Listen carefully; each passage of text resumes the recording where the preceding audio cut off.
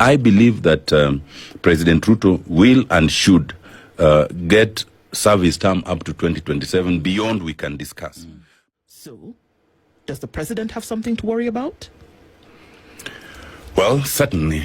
And I think in his speech in Bondo, the president acknowledged that. He acknowledged that the absence of Raila certainly puts him in a difficult position. I mean, that is the naked truth.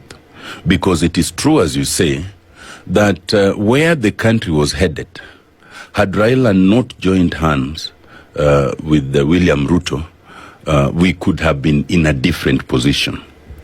And that explains one of Raila's most outstanding qualities, the love of the nation of Kenya as a nation.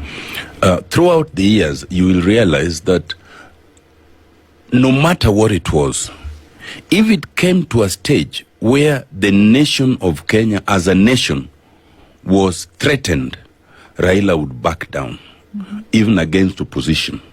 In 2007, a lot of the people around Raila, including President Ruto right now, did not want Raila to back down, to join in the unity government. A lot of people were against it, but he insisted and said, we cannot take Kenya to the dogs. And that is the position he has maintained in every other subsequent election. And that is the position he maintained during the Gen Z's revolution. It was not for him, it was not for ODM, but it was for Kenya as a country. So the fact, the nervousness is real, and the president himself has conceded that. But I think that, you know, there are moments when things can happen. And if that moment passes, usually you do not, it's not easy to reenact it. I think that while some of the concerns by the Gen Zs have been addressed, many have still not been addressed, but that moment passed. That is not to say that we can, you know, wish away what the Gen Zs were raising. They must still be addressed. But I think that moment, it was actually a revolutionary moment. I think it passed. I think it toned down. And we have got to a situation where, and it's very sad, that in Raila passing, I've been seeing a lot of, in the social media, even the Gen Zs themselves are in disagreement.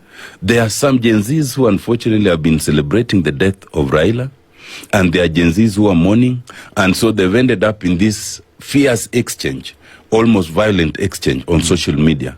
The point is, the unity of the Gen Zs at that point and the purpose for which they were, united was real. It was hijacked by other people who wanted to use it for a different reason, and we can discuss that at a later date. But that moment passed.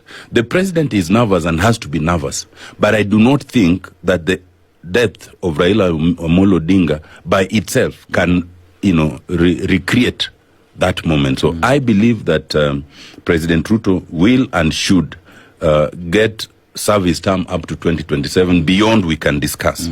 But I also believe that we must all strive to address all those issues that were of concern to the Gen Zs.